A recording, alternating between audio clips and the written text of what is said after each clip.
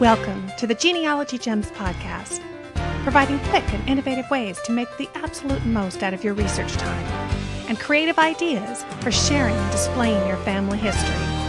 I'm your host, Louise Cooke.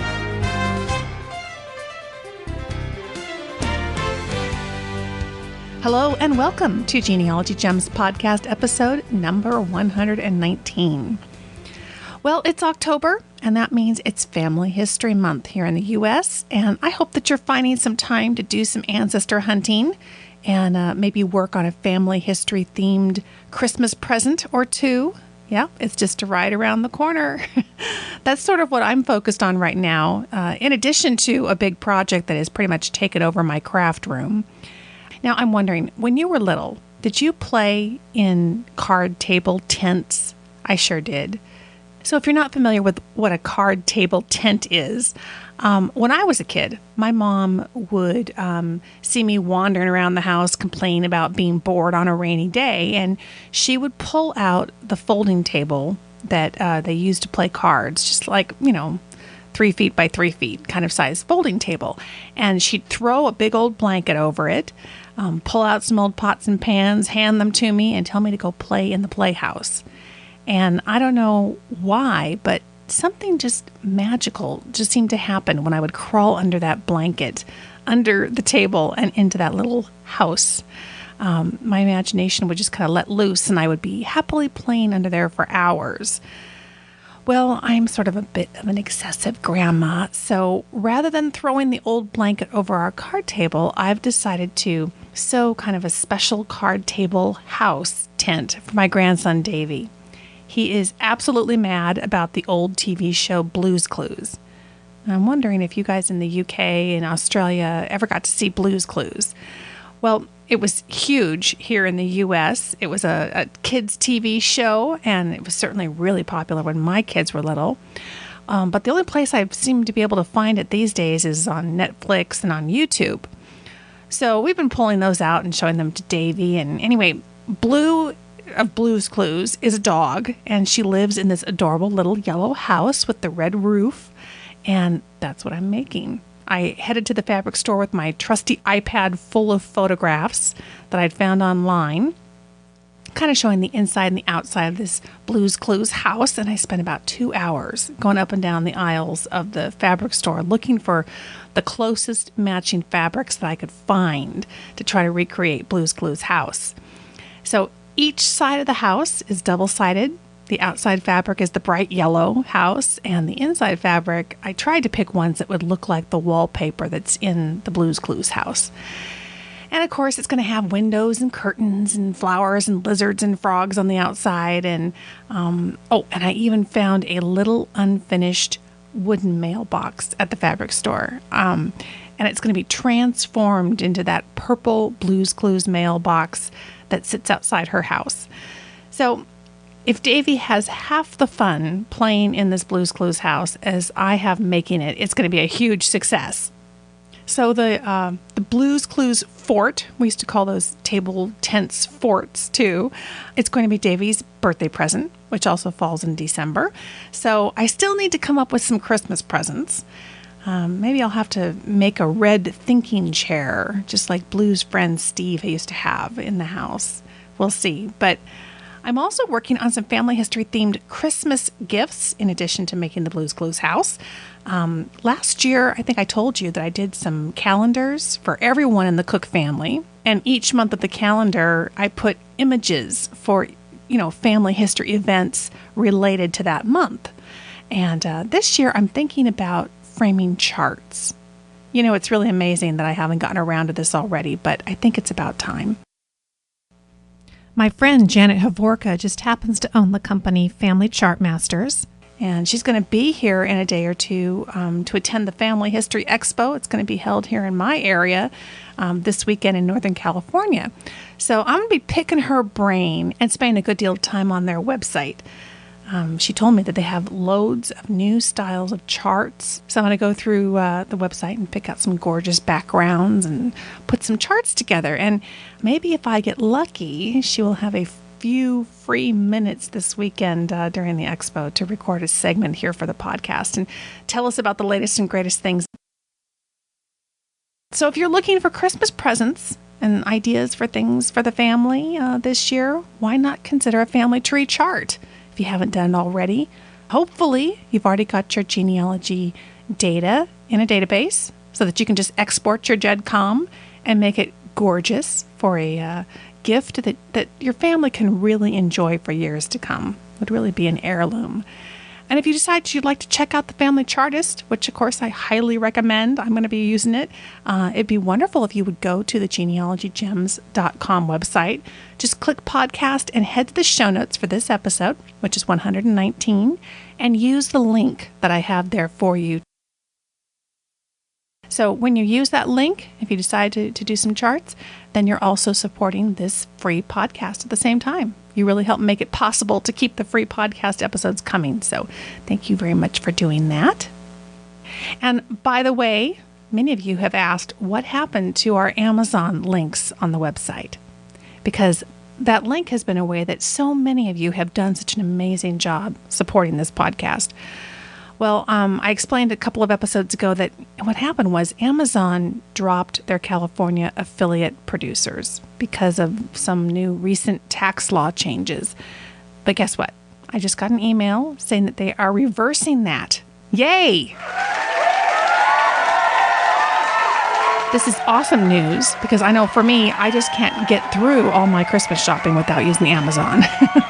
And I know that many of you shop online, so I'm going to get this reinstated ASAP. Keep an eye out for the Amazon links on the homepage at genealogygems.com. And I will also return it to the toolbar as well to make it real easy to get to. So thank you so much for being patient and for being such incredible supporters of this little old podcast. I really appreciate it. Okay, well, I've got some more news here for you. Now, I just saw this article on the Entertainment Weekly website. It says that movie actress Marissa Tomei has just been added to the roster of celebrities who are going to be featured on the new season of Who Do You Think You Are here in the U.S. Joining her are Martin Sheen, and I imagine he's going to be very happy to focus on ancestors rather than descendants, if you know what I mean, and actor Blair Underwood. So I will have a link for you in the show notes to that article so you can check that out and see what's coming. And there are some new records online to report on. Family Search has added records for China, Hungary, Mexico, and some U.S. records including Illinois, Maryland, New York, and Washington State. So you can find those at familysearch.org. And Ancestry.com announced the release of the 1930 Mexico National Census. And access to this comprehensive Mexican census is available for free to the public. They are boasting that this includes nearly 13 million records, and they say that it's estimated that this census counted approximately 90% of the population in 1930, which means that nearly 30 million Americans who can trace their families to Mexico are going to have a great tool online to help them get further along in their research. Mexico's first formally recognized federal or national census was taken back in 1895, and then starting in 1900, censuses were taken every 10 years, which makes the 1930 Mexico census the fifth official government census, or formally the fifth general census of housing and population. And of course, the good news is that you can start researching the 1930 Mexico census for free at ancestry.com/Mexico. And also, Ancestry.uk, they recently added some new records. 2 million railway employment records from the UK National Archives are now available on that site as well. Now, next here, down in Australia, there are some convict records available for free online.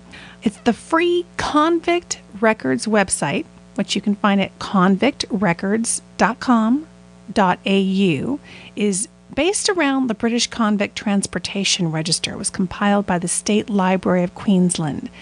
It records about 3/4 of the 160,000 convicts transported to Australia between 1787 and 1867. So if that seems to fall in your family tree, check it out at convictrecords.com.au.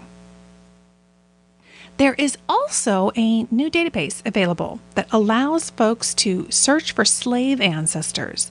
The RVA News is reporting that the Virginia Historical Society has launched an online and searchable database. It's called Unknown No Longer, a database of Virginia slave names.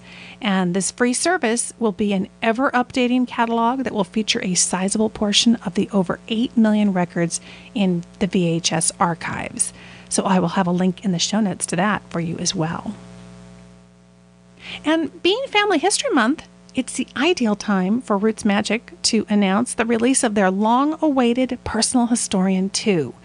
This is the software that really does help you write the story of your life. This new version, it offers a bunch of new features, including an improved story editor. So it's got multiple fonts, paragraph styles, footnotes, text wraparound pictures, and a ton more. It has support for multiple categories for each story. The ability to tag stories with people and places mentioned in the story, and a full-blown publisher, which lets you add cover and title pages, your table of contents, indexes, and a lot more. So if you'd like to learn more about the new Personal Historian 2, you'll want to get that little book or document published about your family history. Boy, this is the way to do it. And you can watch a free recording of their recent free webinar that they had. Just head over to rootsmagic.com/webinars, and you'll find the Personal Historian 2, kind of an overview webinar that really gives you the scoop on what they've got available. And for a limited time only, Roots Magic is offering a special introductory offer for Personal Historian 2. So what that means is during Family History Month through October 31st of 2011, Personal Historian 2 is available for a special introductory price of only $19.95.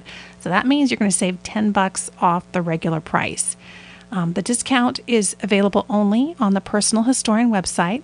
So you have to go to personalhistorian.com, or you can call 1-800-766-8762 to order that. Now, as you know, last year was the first year for the big Roots Tech Conference that was such a big hit in Salt Lake City. I spoke there and I recorded loads of video interviews with the movers and shakers who were wandering the halls at Roots Tech. You can watch those over at the Genealogy Gems YouTube channel. You'll find that at youtube.com/genealogygems. And of course, when you're there, be sure and click that subscribe button so that you get all the new videos that come out. Well, can you believe it's already nearly a year since the first Roots Tech, and it's time to start making plans for attending the next Roots Tech conference. Roots Tech 2012 is going to be held February 2nd through the 4th of 2012 at the Salt Palace Convention Center in Salt Lake City, Utah. The convention center is terrific because it's really easy walking distance over to the Family History Library so that you can make good use of your time while you're there in the city. I'm going to be there again this year. I've been booked to give 3 presentations, and I'll also be once again recording lots of videos as well. You'll see me there in the media hub in the center of the exhibit hall. So it's going to be a lot of fun. There are going to be sessions for all levels. So whether you're from a novice to an advanced user of technology and genealogy, there's going to be something for you. They're going to have things like hands-on workshops, interactive presentations, sneak peek demonstrations of upcoming new products and services, panel discussions. They're going to have common interest gatherings. And of course, they have their unconferencing discussions. Those are sort of those last minute on the fly sessions that attendees just kind of put together themselves, and a lot more. And of course, the amazing exhibit hall. And of course, as one of their official Roots Tech bloggers and, of course, podcaster, I want to encourage you to register now because they're offering an early bird special. If you're going to go, this is the time to sign up. It's $129 for the full 3-day event. So it's 3 full days. And that's instead of the regular price of $189. So it's a pretty nice discount. But be aware, it ends November 30th of 2011. So you can head to the show notes, click the link there that I have for you for Roots Tech, and you can learn more about it and get registered if you decide you want to go. Oh, and there's also they're doing a student rate. This is terrific. $35 for students. You just have to show a current student ID for admission. And they are also offering single-day passes. So that's a great way to kind of dip your toe in if you want to go check it out and just try it for the day. I know last year there were a lot of people who were kind of very sorry that they didn't attend after they heard what a blast everybody was having there. So don't get left out this year, and I do hope to see you there. And finally in the news, there is a new family history podcast. It's focused on Australian genealogy. So it's aptly called Genie's Down Under. Now, a while back, longtime listener Maria Northcote, herself a Genie Down Under, she wrote and asked me my thoughts on podcasting and said that she was thinking about putting a show together. And I'm very happy to say that she's done it. So she's launched a brand new website. It's called Genie's Down Under. And she wrote me another email to tell me all about it. So here's what she writes. I really must say thanks to you for your inspiration to podcast in general and to blog and to get deeper into family history, one of my big passions in life. So, without further ado, let me introduce you to Maria and Genie's Down Under. Hello, this is Maria Northcote. I'm a genealogist in Australia, in other words, a Genie Down Under. I'd like to introduce you to my new podcast that will launch on the 1st of October 2011. It's called Genie's Down Under, and it's a podcast devoted to all things genealogical with an Australian twist.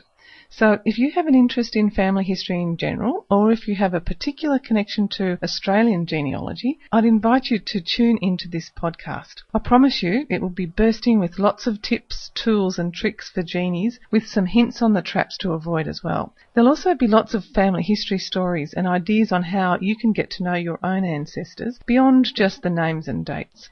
So I'd like to offer you a big, warm Aussie invitation to join me in October for the very first episode of Genie's Down Under. You'll find it in iTunes. But for now, I'll say see ya from Maria, a Genie Down Under.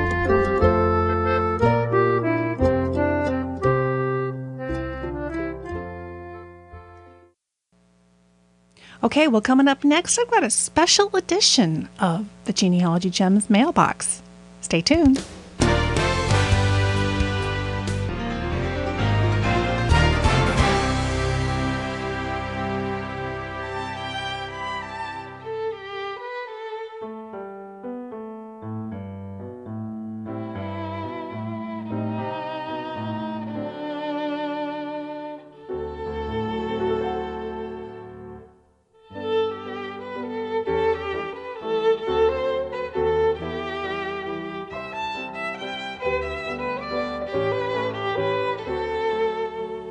Well, I think I struck a chord with so many of you out there when I told you in the last episode that I'm hanging in there waiting for my little grandson Davy to call me Grandma.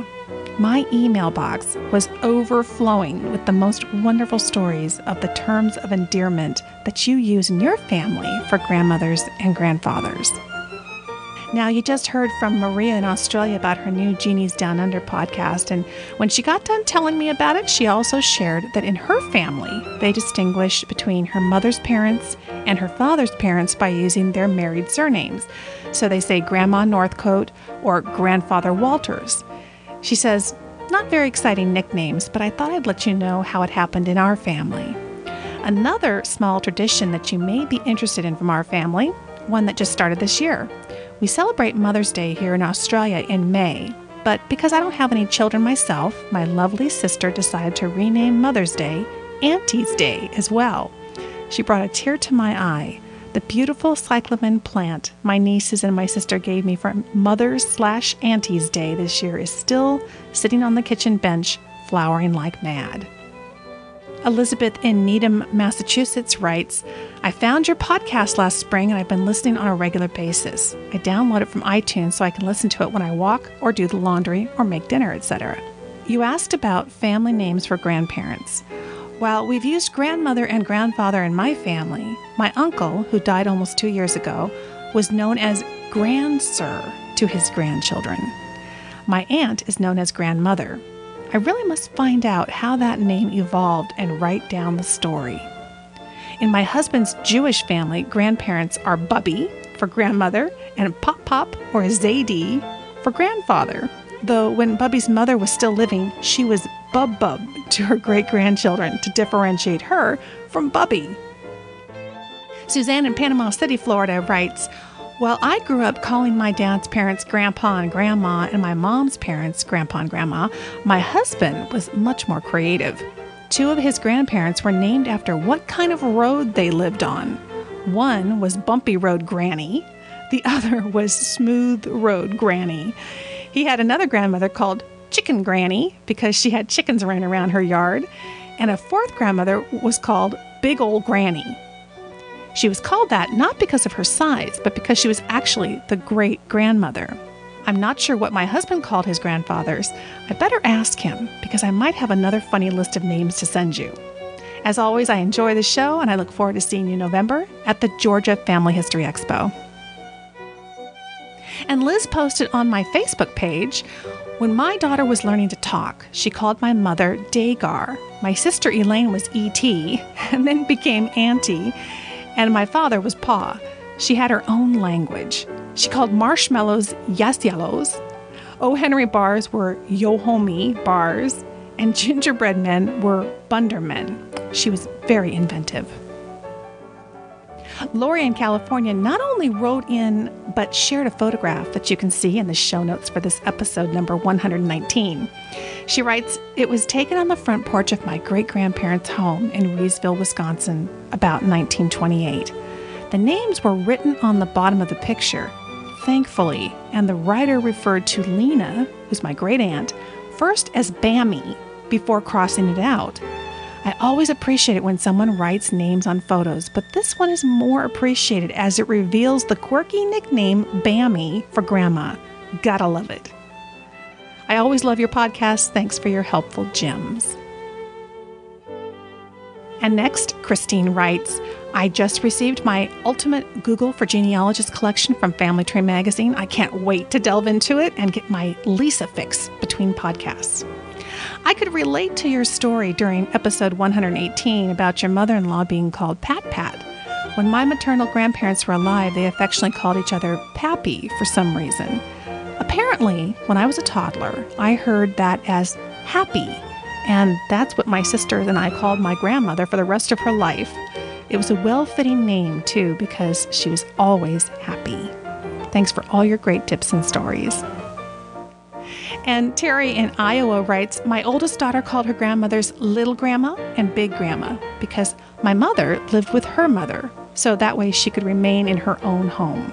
Memories." And from Elizabeth, she says, "I have 3 grandchildren, girl twins Ryan and Riley, who are my son's children, and a 2-year-old boy, my daughter's son. When the twins were about 16 or 17 months, Ryan couldn't say the grr sound of Grandma and Grandpa, so she came up with the name Moma, and when I pointed to my husband and asked, 'Well, what is his name?' she quickly replied, 'Mopa.' Her twin Riley quickly picked up the name and started to call us Moma and Mopa. 3 years later, when my grandson arrived, he fell into step with his cousins Ryan and Riley and has started to call us Moma and Mopa. These grandchildren have 3 sets of grandparents, me and my husband, my ex-husband and his wife, and my daughter-in-law's mother and father, who are called Nanny and Pop-Pop." And there are other Bumpas out there. Deborah writes, "My parents were named Bumpa and Nini. Bumpa started with the firstborn grandchild being unable to pronounce Grandpa, and somehow it came out as Bumpa and it stuck.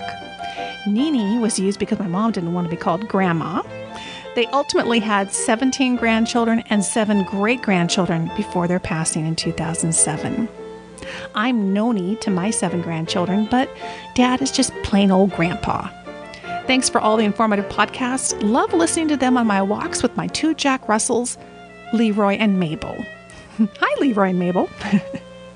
And then there was this terrific message from JT. Hi, Lisa. I just finished listening to episode 118, where you asked about unusual terms of endearment. When our son Miles was just starting to talk, he had trouble with the usual consonants that little guys do, and so Grandma just wouldn't come out, no matter how hard he tried.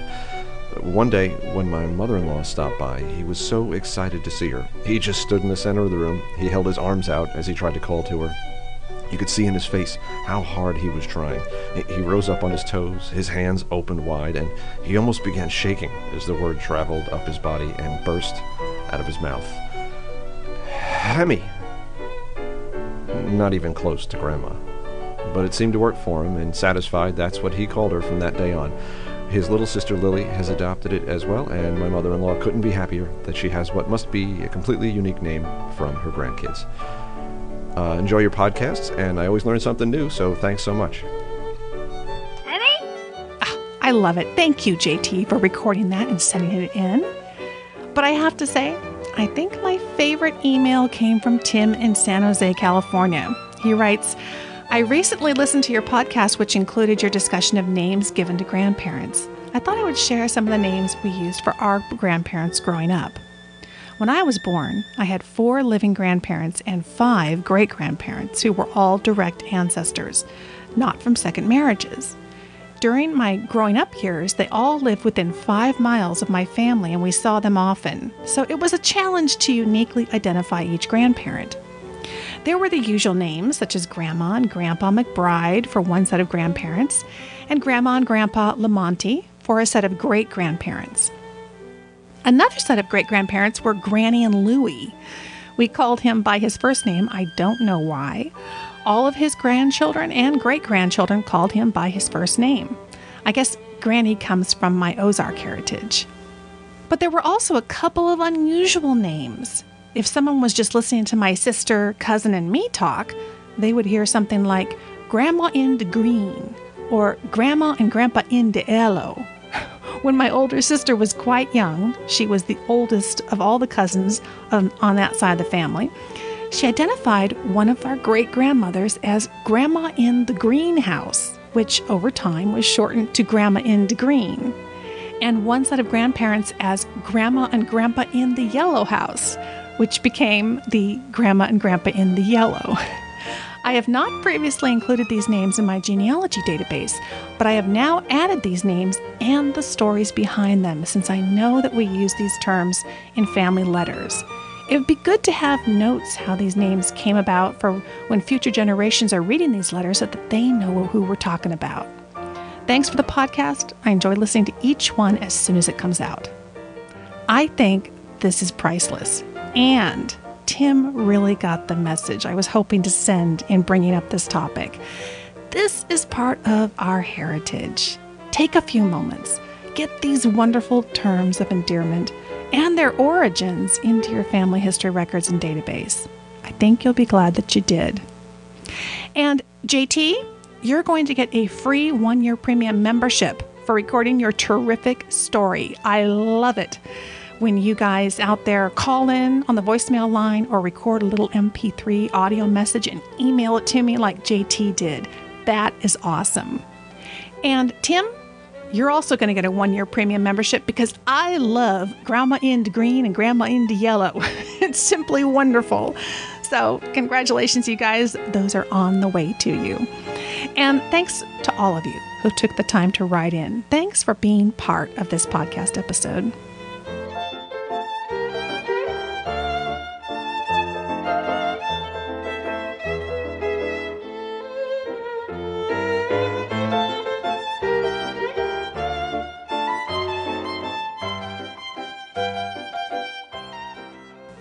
And finally, here in the mailbox, speaking of premium memberships, Cleona from Ireland wrote in with a question about premium membership. So she writes, I've been listening to some of your podcasts. I'm interested in signing up to see the premium videos.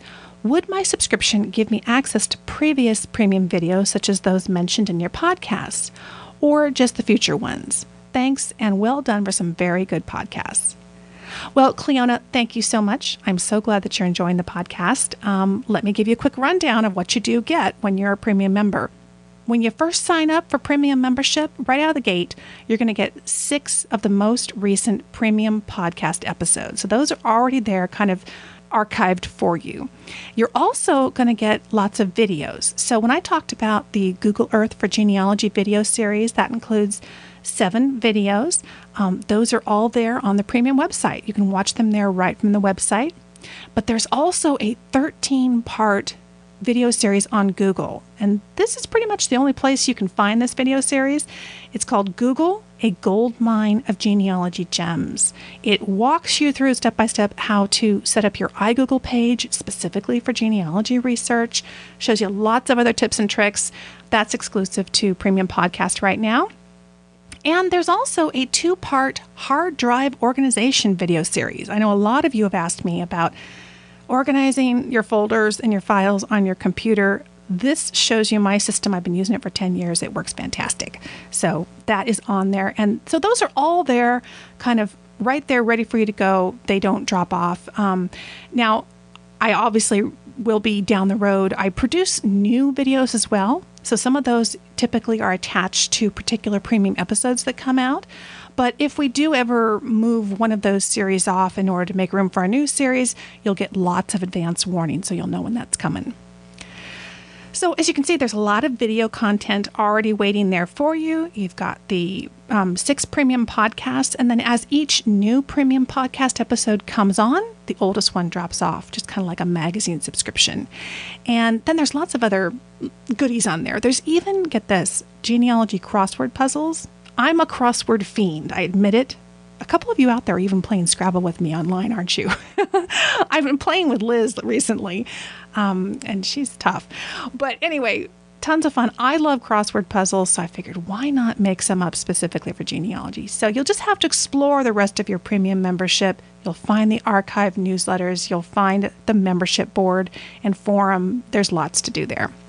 So if any of you are interested in joining us for the additional fun at Genealogy Gems Premium, just go to genealogygems.com and click the Join Today button.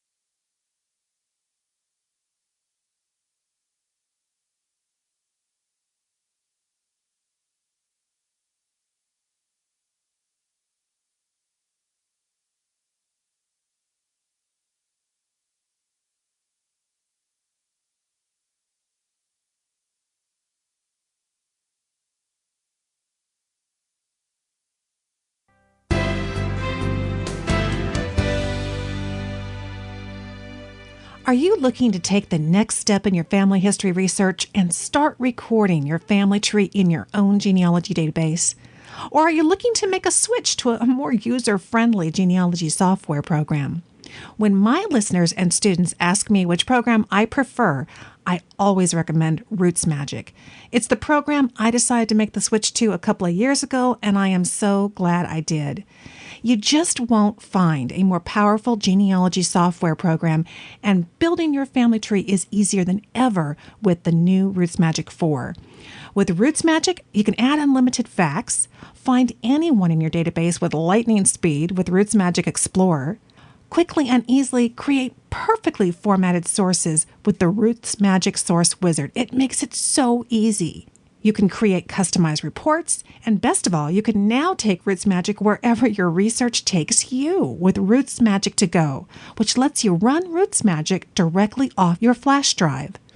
And RootsMagic makes it a snap to share your family history. You know how important I think that is. It'll help you publish a book, create stunning wall charts, shareable CDs, even create websites automatically from your data. Really, what are you waiting for? Download your risk-free trial of RootsMagic 4 and see why professionals and beginners alike choose RootsMagic at rootsmagic.com.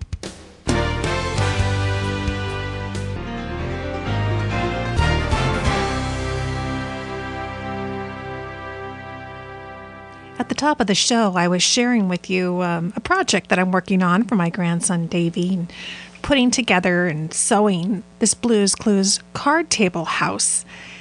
And it really brought back memories. I realized that one of the reasons I was so compelled to create this was that my mom made so many great things for us when we were kids. And I remember very specifically one particular Christmas.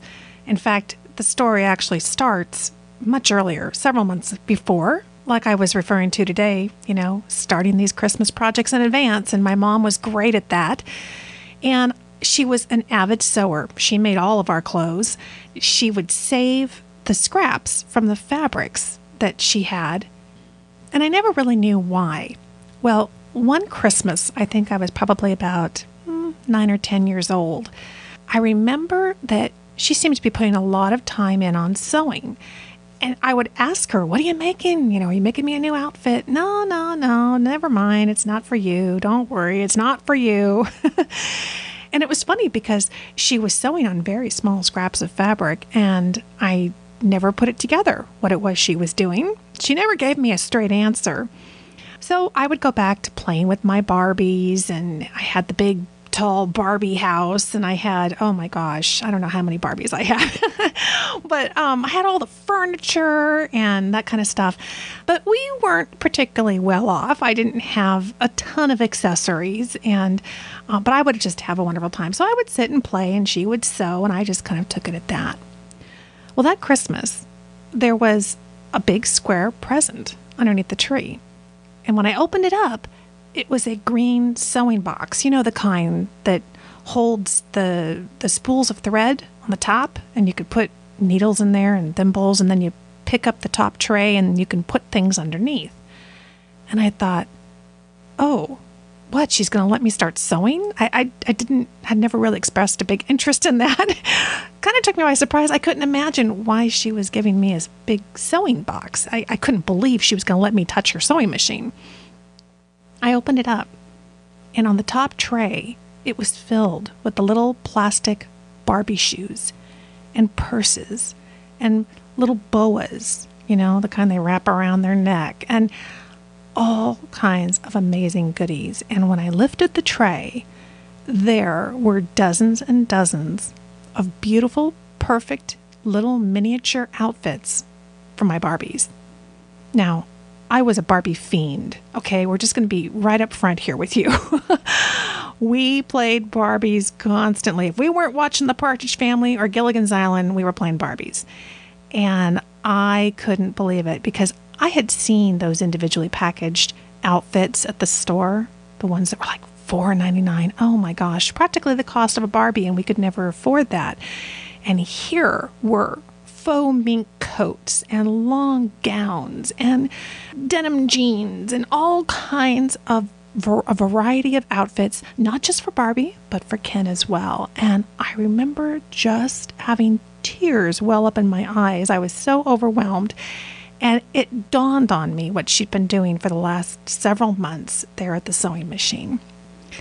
It was a pretty awesome Christmas. I went rummaging through my old photo albums trying to see, do I have anything from that Christmas? Because I remember that Christmas so specifically. And sure enough, I did find a picture. So if you head to the show notes, you will see me by the Christmas tree with my big green sewing box full of amazing Barbie clothes. In my book, those memories that we all have that are unique to our own experience, they're just like, well, why I first started this podcast. I would find little genealogy gems, and I was thinking they need to be shared. Other people need to have this information and be able to make more progress in their research. And, memories are the same way. If we hold them to ourselves, they're eventually going to disappear when we're gone. They truly are meant to be shared. And if you've spent some time online, then you've probably come across several different sites offering ways to share and preserve those memories that you have. Sometimes it's difficult to distinguish among them. There are several. So when Michael Katchen, Director of Business Development over at 1000 Memories, contacted me to let me know about their website, I fully admit that my reaction was, oh, another memory photo sharing site. Okay. Well, I hopped online and I went over to 1000memories.com just to check it out. And the first thing that struck me was how beautifully simple and yet visually interesting the website was. Well, Michael followed up with me and emailed me a video presentation by one of the site's founders where he's talking about the site, and his passion for 1000 Memories was really clear. So I've invited Michael on the podcast to tell us about 1000memories.com, how it got started, what it provides you as the family historian, and what it has to offer that other websites don't. Here's my conversation with Michael Katchen. So, to start, I'm just not clear how long you guys have been around. Yeah, so the site's been live about 11 months, so not all that long. And we really started to get exposure to the genealogy community probably within the last 2 months, ever since the BYU conference, which I took a trip up to kind of meet a few folks there, and then we had a bigger presence at FGS, and since then we've been continuing to kind of get the word out. And then I presented a class on Saturday at the Association of Personal Historians, so not necessarily genealogy, but at least, in the same space of family history and all of that. Well, so that's interesting. You guys didn't come on board as a genealogy-focused company. Where did you first kind of place yourself? Yeah, so we actually started as a memorial site. You might actually see there was a TechCrunch article this morning about the kind of transformation we've gone through. It was a reaction from a few of the founders that had lost a friend and didn't really find anywhere online that was appropriate to memorialize them. Facebook was awkward. The sites that were dedicated to it were fee models that would delete all the memories if you stopped paying. It just seemed morbid. So that's where it was born. But we noticed more and more that our users were using the site to share their family stories. I mean, they were posting these incredible old photos and letters and stories about the people in their family and ancestors. And as a reaction to that, we realized, this is probably where we should be going. So over the last 3 months, we've really made the transition to being a family history and family story site, and added new features to kind of support that. So we launched Family Tree about a month and a half ago, which is really nice. A lot of users are really liking using that.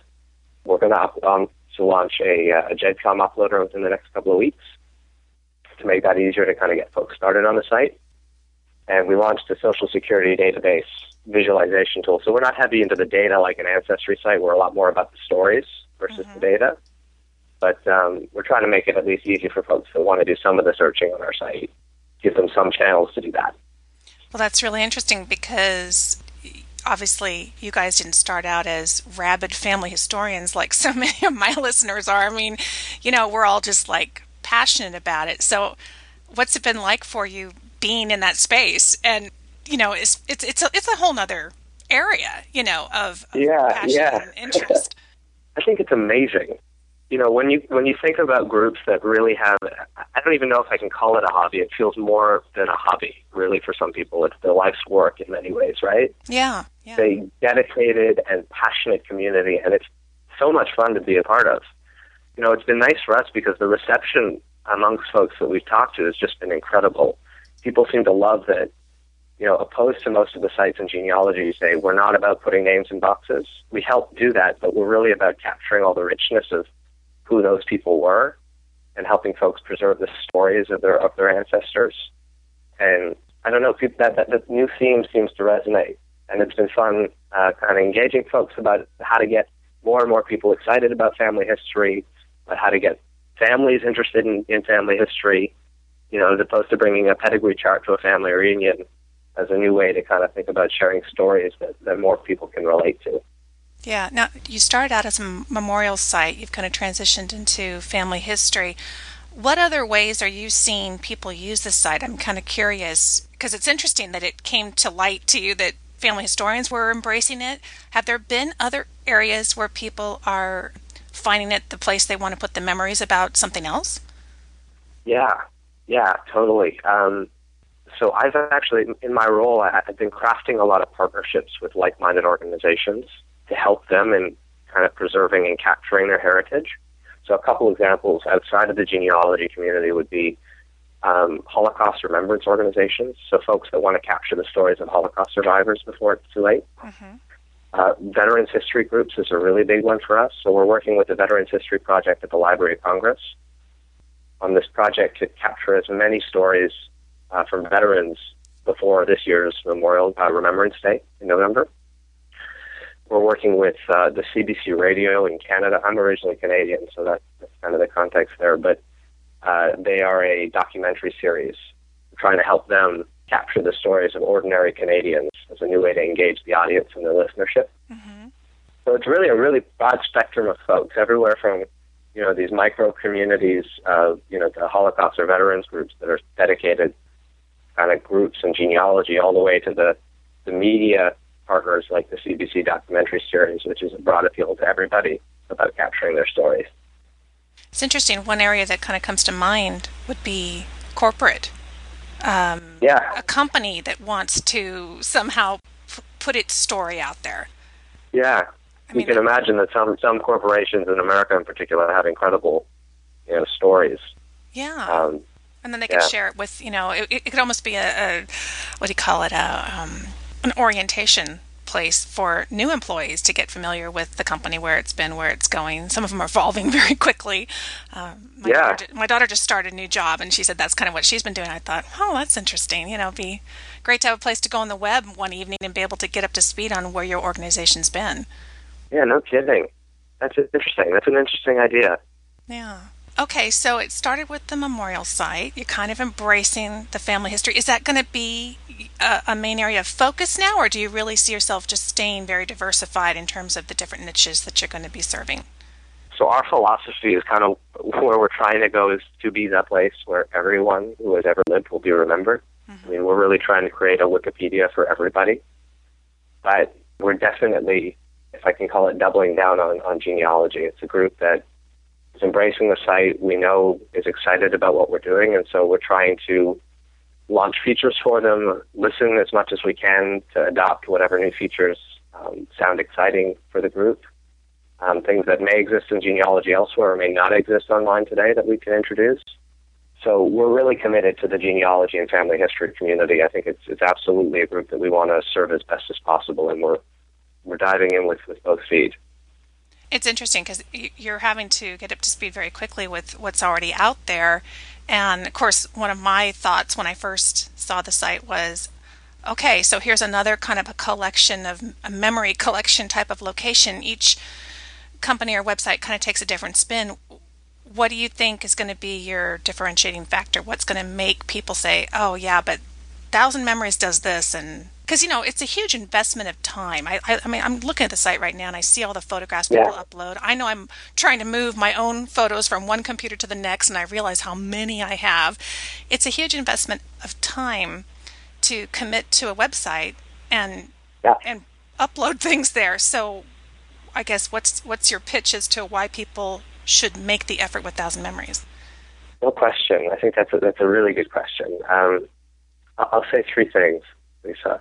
Number one is we consider ourselves, just as much as we are a social media site in many ways, we are a design company as much as a technology or website. And we take design really seriously. We have an all-star design team. And I think the thing that's exciting about that is the opportunity to engage a much broader set of people. So we know that genealogists struggle to engage their families in their passion. Mm-hmm. Sharing family history is not necessarily the number one thing on most families' mind at the family reunion, or the thing that excites them the most. And we're trying to make it engaging by a beautifully designed website that operates like social media, so it's very interactive. Mm-hmm. So the second piece, which builds on the social media component, is it's inherently collaborative. So you get the most out of the site when you invite, so you set up a page for someone, and then you invite all of the friends and family that you think have something to share about that person.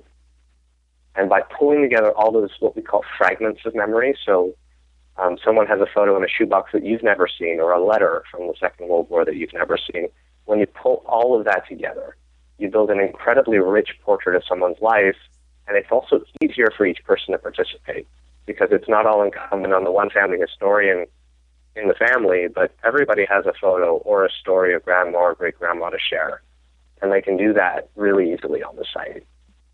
And the third is kind of not public yet, so this is a sneak preview for you, but in terms of digitizing stuff that's not on computers today, mm-hmm. we're going to be launching new features very soon that'll make it extremely easy to do that. So if you think about apps and the opportunity to use apps as scanners for documents and photos, that'll be totally free and very seamless. Those are some things that we'll be introducing probably within the next 6 weeks that I think might be game-changing in that kind of scanning space to get things digitized and online. Fantastic. You guys are really moving along. Are you guys backed by a venture capital, or how are you guys doing this? Yeah, so we have just stellar financial backers and advisors. So our main financial partner is Greylock Partners. They're one of the oldest and biggest venture capital funds in the Silicon Valley. And, aside from that, we have individual backers and advisors, which include the likes of Katarina Fake, who's the founder of Flickr, Ron Conway, who is the angel investor in Google and Facebook, considered kind of the sage of the technology industry. Reid Hoffman, who's part of Greylock Partners, is an advisor through that channel. So we have, the folks that know how to build incredibly successful and large-scale websites are sitting behind us and making sure that we're doing all the right things to make that happen. Very cool. Boy, that's a pretty impressive list. Yeah. That's great. Yeah, we're really excited about it. That's awesome. So I have to ask you the million-dollar question, which is, what happens to all our stuff when we die? What happens to all the stuff we put on the website? Yeah, so one thing I haven't talked about at all, which is worth mentioning, is so I'll answer it in two parts. The first is preservation. So how do we know that the stuff will always be on the site, right? And then two, what happens in transitions? So in the case that someone dies. So preservation first, we are working very closely with the Internet Archive, which is the official digital archiver for the Library of Congress. I think 23 U.S. state libraries and then 50 or so university libraries to back up all of the content on the website. So they're making sure that everything that gets posted gets submitted to the archive, is backed up in something like 5 independent data centers on different continents to make sure that anything on the website will last for as close to forever as has ever been possible on the internet. So we're taking every possible step that we can to make sure that things will be preserved on our website. Regardless of if we're around or not, it'll always exist through the Internet Archive. It's kind of step one. And then what happens in the transition phase, so we have this interesting feature because you create, unlike Facebook where you own your own profile only, you can create pages for other people on our site. So you can also set up multiple administrators.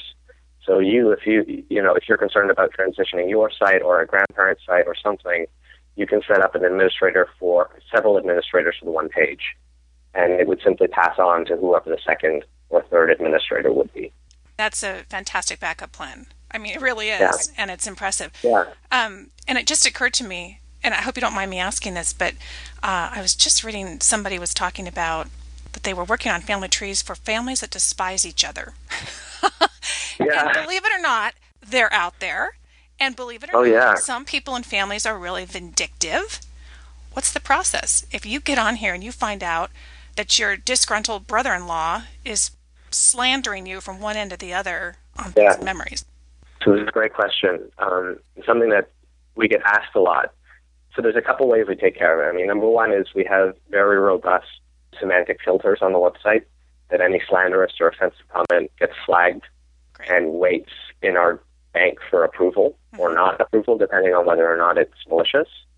If things slip through, our second line defense is user acknowledgement, and we're extremely responsive, and we take it very seriously that if a user suggests that someone is being malicious or slanderous, we'll take care of that immediately. Great. So those are the two big channels.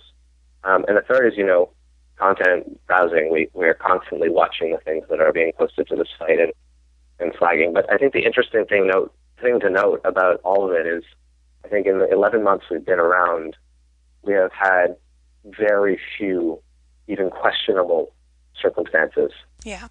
I don't even know if we actually had to take any content down off of the site in that whole period. So, it is a real concern for folks, and it's a great question, and we do get it often.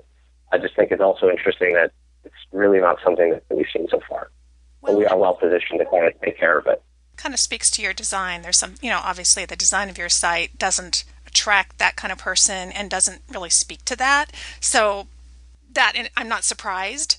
And certainly in general, family historians are pretty awfully nice people. So, it's not so, but it's something that, people are concerned about, and life is changing, the culture's changing. So it's interesting.